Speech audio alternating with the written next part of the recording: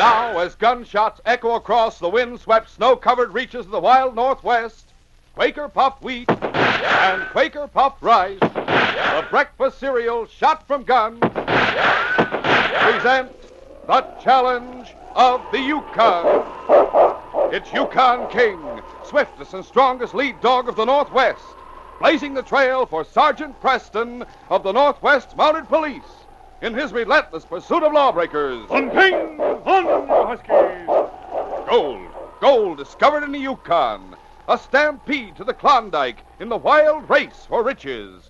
Back to the days of the gold rush, with Quaker Puffed Wheat and Quaker Puffed Rice, bringing you the adventures of Sergeant Preston and his wonder dog, Yukon King, as they meet the challenge of the Yukon.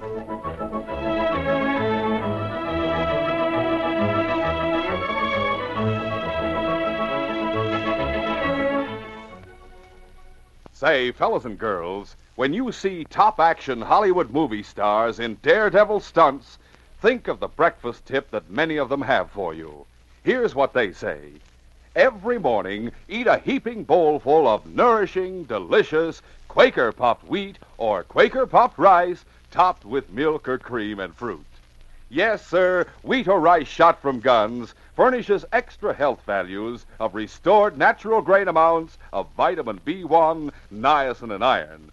They're good for you, and so swell tasting they can't be beat. So get next to delicious Quaker Puffed Rice and Quaker Puffed Wheat, the nourishing, ready-to-serve breakfast cereals shot from guns.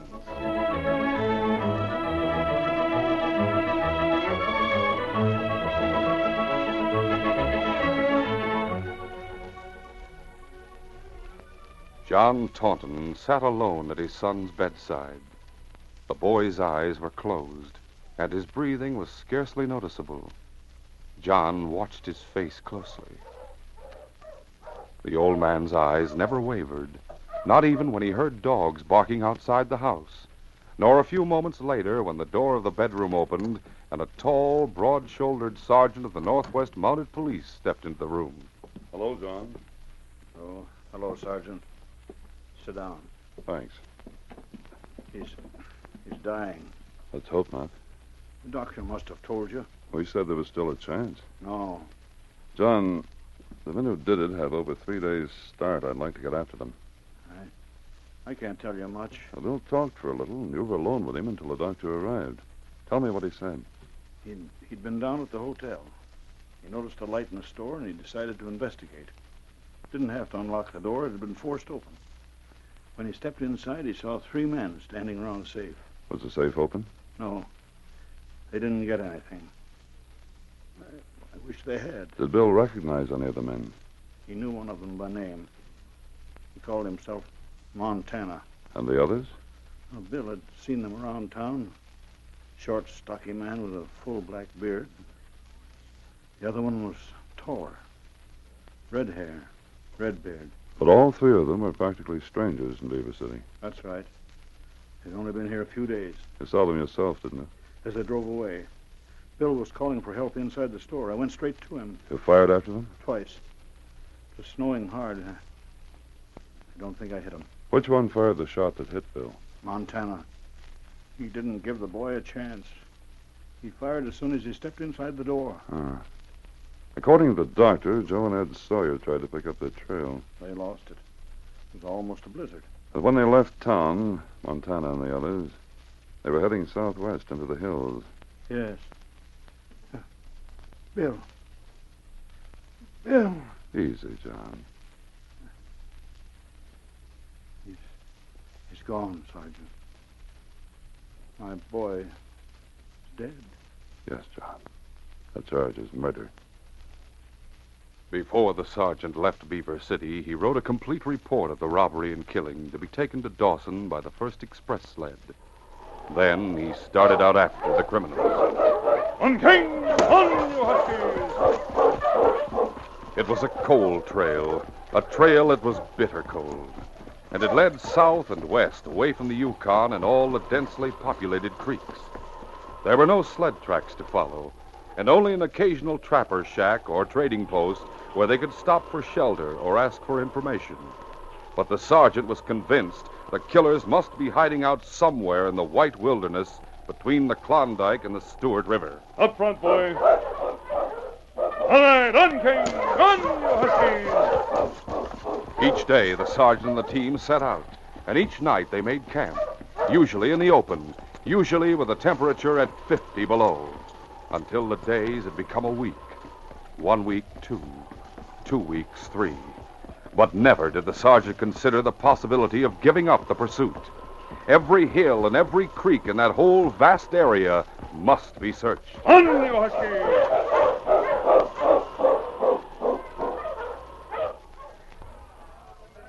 It was nearly a month after the shooting at Beaver City that 2 young Chichacos were sitting at a corner table in the Monte Carlo Cafe in Dawson. We're just too late, Clint. We might as well admit it. Oh, not yet, Denny. Maybe another strike. Not in the Klondike. Every creek's been staked from mouth to source. Oh, we've got plenty of money. We can afford to stick around a while. But what's the use? I've seen all of Dawson I want to see. Now, the best thing for us is to save our money and get back to the States. Beg pardon, gents. Couldn't help hearing what you were saying. A disreputable-looking sourdough had been edging closer to the table, and now, without waiting for an invitation, he pulled up a chair and sat down. You can take the word of an old-timer that you're all wrong. I can tell you where there's plenty of gold left in the Klondike. Yeah, so can I on the Bonanza and the El Dorado. All I said was that all the good ground has been staked. No, son, no. I can name a creek that hasn't been worked at all. There's one spot on it that's loaded with gold. Well, then why haven't you staked a claim there? Well, I'm too old to work it. That's no reason for not staking. Well, you got to work a claim, you can't hold it. That's why I never filed on it. It would just start a rush, and then where would I be?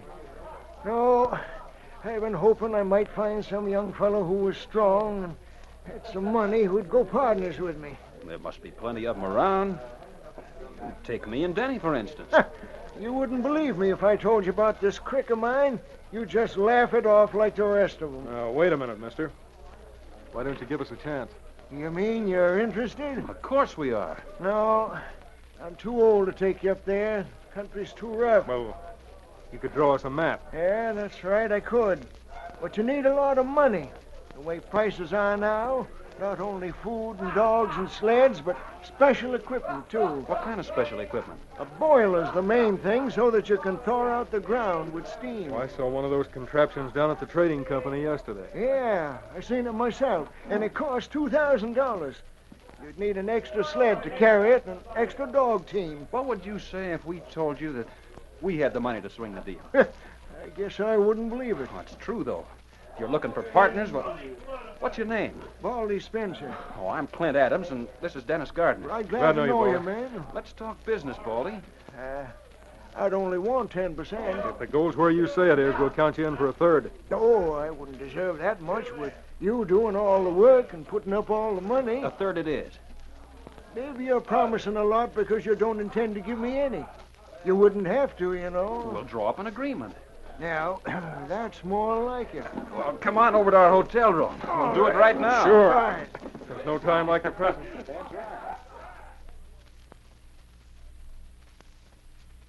Half an hour later, the agreement had been drawn up. Clint and Denny signed both copies and pushed them over to Baldy. Now you, Baldy. You write my name. I just make my mark. It's neater that way. Okay. Let's see. There you are. There. And there. Yes, sirree, that does it. Now we're partners. And now you can start telling us where the creek is. Draw your map while I do it. First, take the Yukon south till you get to Indian Creek. Yeah? That's about 30 miles. Then you turn east. You follow the Indian for nearly 70 miles. You'll see a high mountain to the south. Mm-hmm. Just when you're opposite it, you'll find a creek flowing into the Indian from the north. It's called Wolf Creek. It's the right fork you want. The Sourdough right. continued Remember with his that. Don't detailed get on the instructions trail. for reaching Wolf Creek. When he had finished, his new partners asked him question after question. He had only one warning. All I ask you is that you don't tell anybody where you're going. Don't mention it to a soul until you got the claim staked. Don't worry about that. Come on along and help us buy our equipment. Well, I'll be glad to help all I can, boy. We'll need your help, Baldy. We don't want to forget anything.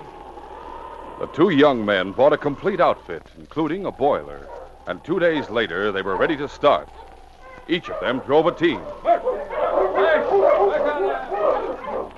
Baldy waved goodbye to them from the bank as they headed south along the frozen surface of the Yukon. Goodbye, boys. Good luck. But as soon as the sled had disappeared around the first bend, his expression, his whole appearance changed. He laughed. That's the long way, boys. It'll take you 6 days. It'll only take me 3. Half an hour later, Baldy was riding the runners of his sled as he urged his team up the Klondike. March, boys! March! He followed that stream as far as Hunker Creek and then swung south. At night, he camped at the foot of the ridge that separated Hunker and Dominion.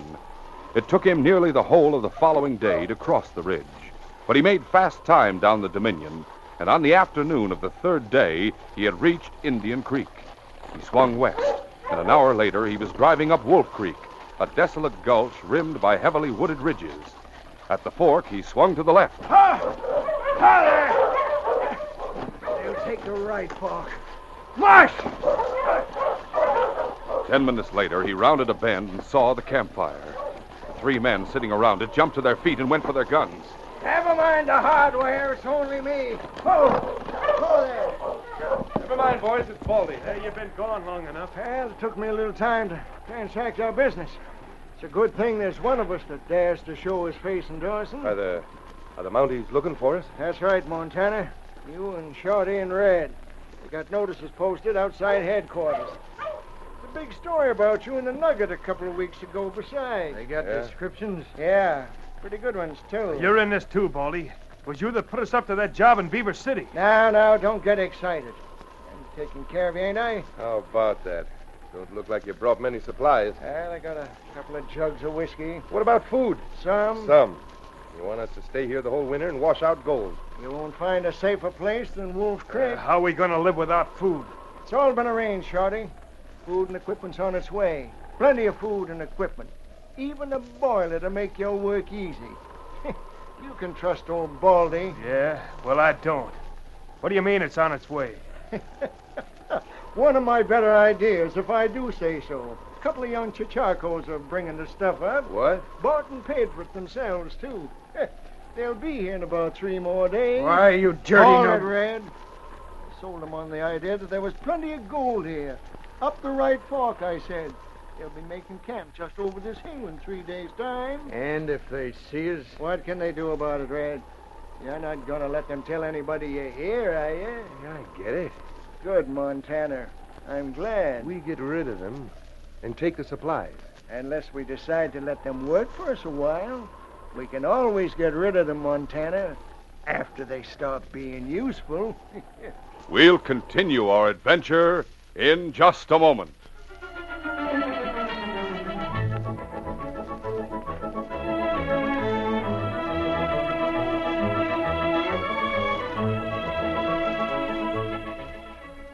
Hooray!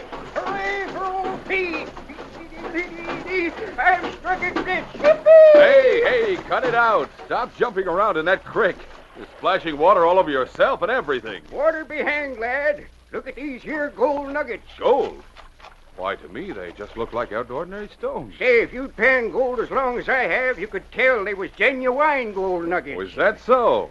I guess there's always a way to tell the real McCoy of anything. Sure, always is. Like I tell the fellas and girls, Quaker puffed rice and Quaker puffed wheat are never sold in bags or bulk. That sounds important. You bet. To get the real McCoy, the original, crisp, fresh rice or wheat shot from guns, you always buy the big red and blue packages with the smiling Quaker man on the front. That's your guarantee. Hold up, lad. Did I hear you say shot from guns? Yes, sir. The one and only Quaker puffed rice and Quaker puffed wheat are shot from guns. You see, Pete, That tells you they're the delicious breakfast cereals that are exploded up to 8 times normal size, so they're bigger and better tasting. Yeah, just like gold nuggets. The bigger, the better. Exactly. Quaker Popped wheat and Quaker Popped rice are king-size premium kernels that are puffed to perfection. Deliciously crisp, yet so tender they melt in your mouth. Mm-mm. Sounds tasty. Why, I just wish you could taste the delicious nut-like flavor of Quaker Popped wheat or Quaker Popped rice. Well, what are we waiting for? Let's go. All we have to do is pour out heaping bowlfuls of Quaker Popped wheat or Quaker Popped rice. Then top 'em with lots of milk or cream and fruit. And as all you fellas and girls know, Quaker Popped wheat and rice are not only swell tasting, they're nourishing, too. They both furnish added food values of restored natural grain amounts of vitamin B1, niacin, and iron. For the real McCoy in a breakfast treat, always reach for Quaker Popped rice or Quaker Popped wheat.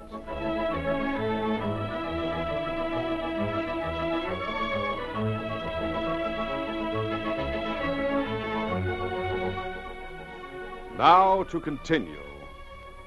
Sergeant Preston's methodical search of the territory between the Klondike and the Stewart River finally brought him to the headwaters of Indian Creek.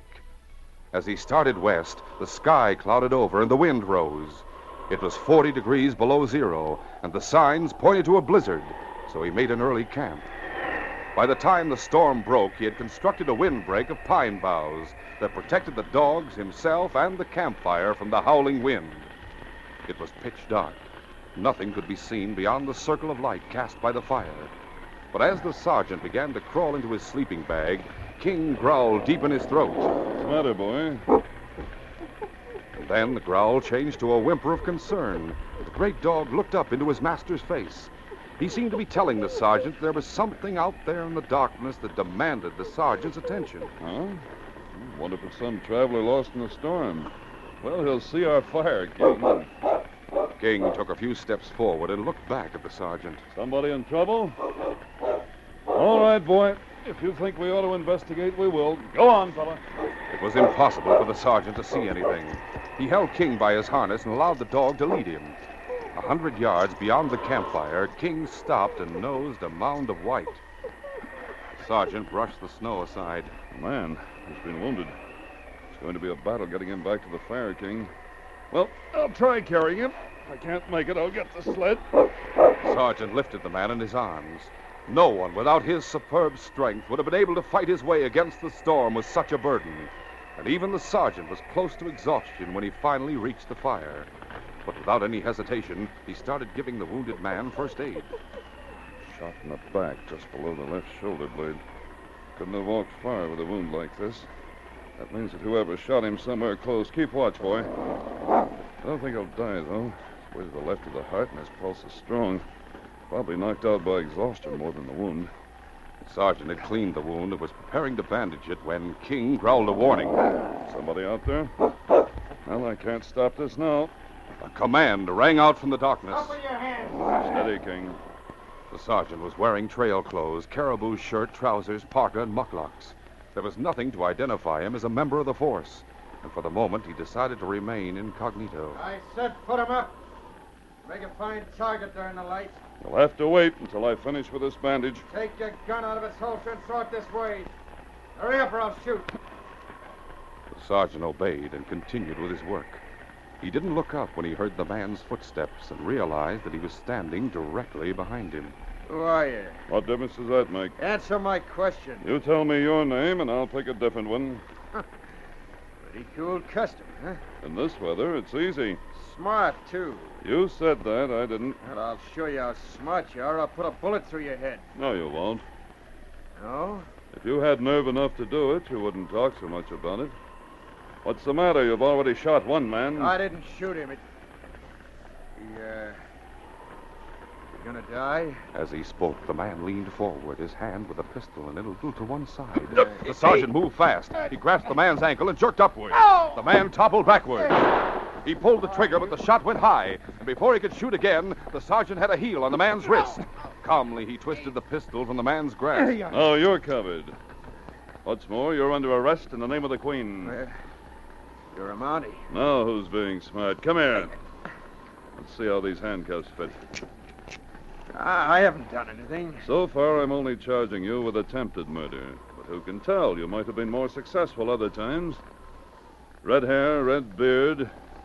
When were you in Beaver City last? I had nothing to do with it. Then who did shoot Bill Taunton? I swear I didn't do it. You'll get your chance to swear before a judge. Where are the others? I don't know what you're talking about. What is it, King? Oh, I see. Our patient's showing signs of life. Come on, Red. Hello. Don't kill me. Not a chance. I wouldn't think of wasting that bandage I put on you. Who are you? Sergeant Preston, Northwest Mounted Police. Sergeant Preston. Who are you? Denny Gardner. Oh. It's Red you've got. You've captured me. Where am I?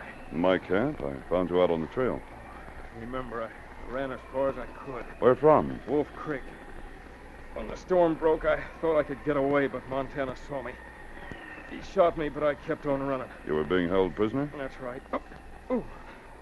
Clinton, he's still back there. How'd it happen? Baldy Spencer. He told us there was gold on Wolf Creek. Yes? We bought supplies and equipment and came up here. They were waiting for us. They were going to make us dig gravel for them and pan gold. The end of the trail. What? The men with Baldy. There was Red here, Montana, and a short, stocky man with a black beard? Yeah, Shorty. I wanted for murder. I've been trying to find him. How strong are you, Denny? I don't know. I guess I'm all right. Could you shoot a gun if you had to? Sure. But you keep Red covered for an hour, perhaps 2 hours. Sure. But why? Where are you going? Well, we can't get along without the fire. We'd freeze. But sitting around it this way, we make perfect targets for anyone coming up the trail, and Montana isn't Red. He won't hesitate to shoot. You're going after the others? When Red doesn't come back, they'll start looking for you two. If I don't go after them, they'll come after us. I can wait a few minutes, though. No, I'm fine. I'm feeling better every minute. If Red makes a move, shoot. I will. There's his gun. All right. Ready to fire.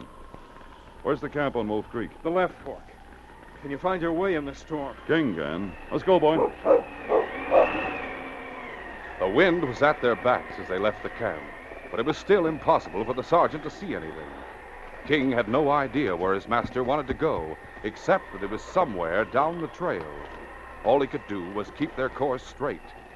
But although the mouth of Wolf Creek was completely blotted out by the driving snow, he stopped when they reached it. There were men up the creek, but there was also one man straight ahead of them. Which direction did the sergeant want to take? We've come far enough, I think, boy. Well, let's see. Yes, this is the opening of the creek. This way, boy. From now on, we keep to the left. King. King understood that order.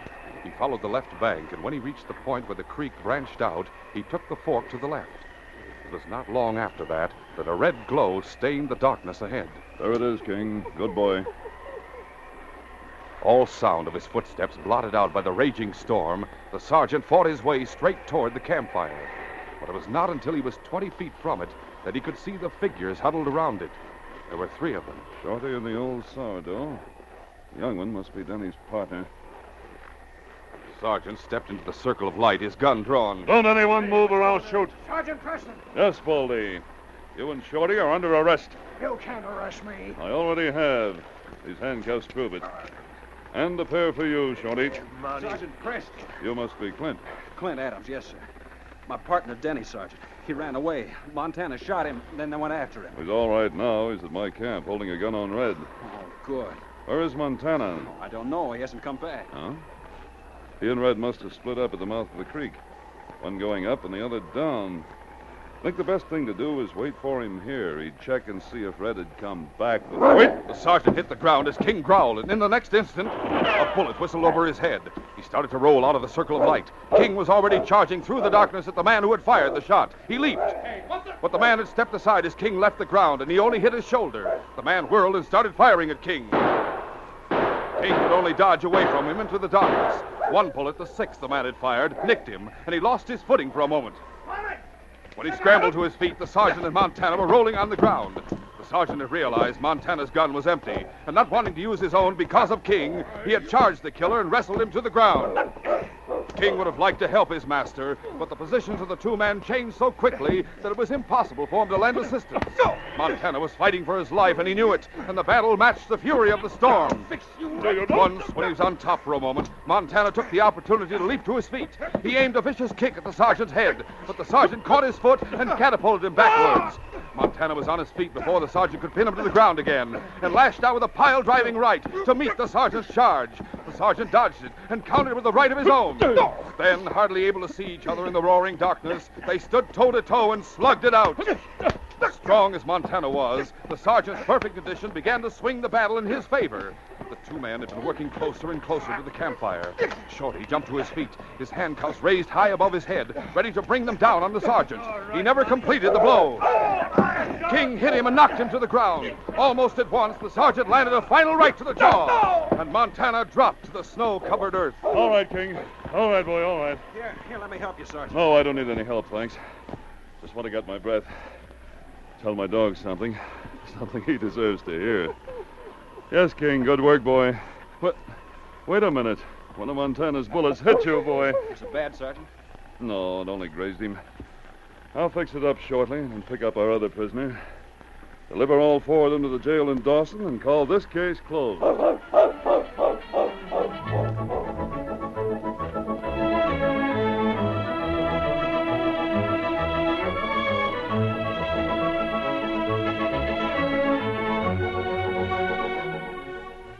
In just a moment, Sergeant Preston will give you a preview of Friday's adventure. Whee! Hurry, hurry, hurry!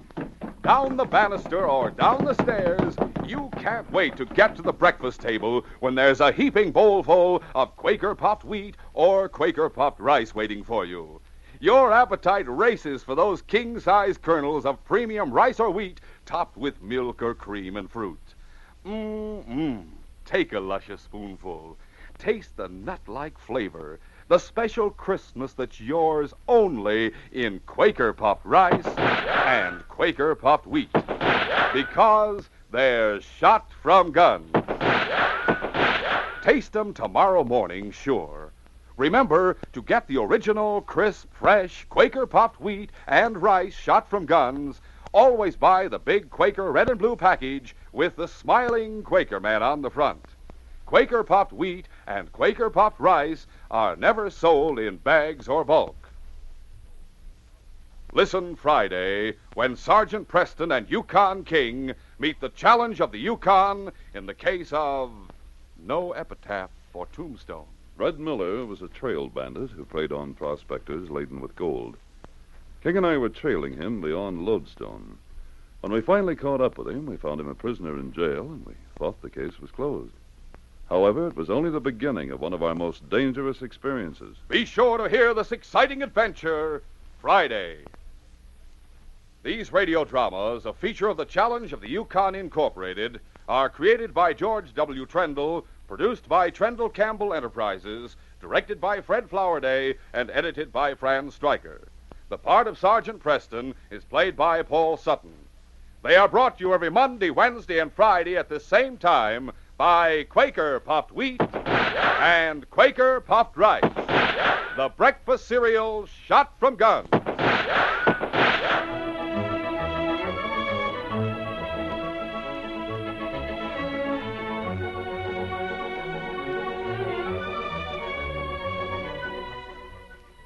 Remember, for delicious hot breakfast, enjoy Quaker Oats. The giant of the cereals is Quaker Oats.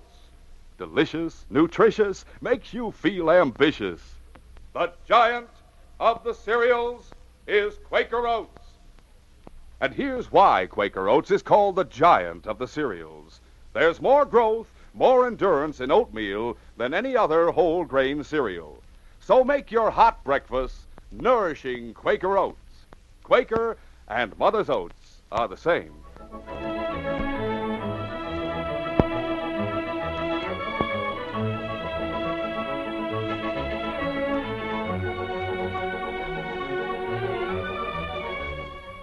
This is J. Michael wishing you goodbye, good luck, and good health from Quaker popped wheat and Quaker popped rice.